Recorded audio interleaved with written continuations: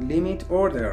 یکی از حالتهای اساسی تریدینگ در بایننس و سایر صرافی‌ها لیمیت اوردر هست. با استفاده از این حالت شما میتونین قیمت خرید یا فروش مورد نظر خودتون رو مشخص کنید و سفارش شما فقط در صورتی اجرا میشه که بازار به اون قیمت برسه. شما قیمت دلخواه برای خرید یا فروش رو وارد میکنید، سفارش شما تا زمانی که بازار به قیمت شما برسه در صف انتظار باقی میمونه و وقتی قیمت بازار به قیمت تعیین شده شما رسید، سفارش به صورت خودکار اجرا میشه. نکته مهم این هست که ممکنه مقدار ارز خریداری شده شما به طور کامل انجام نشه. مثلا اگر شما سفارش خرید 100 عدد دوج وارد کنید، فقط 40 عدد از اون ممکنه خریداری بشه و باقی سفارش در صف باقی بمونه تا قیمت مناسب فراهم بشه. مزیت این روش این هست که به شما کنترل بیشتری روی قیمت‌های خرید و فروش میده و به ویژه در بازارهای نوساندار مفیده. برای توضیحات بیشتر و یادگیری حالت‌های دیگه حتما کانال رو سابسکرایب کنید.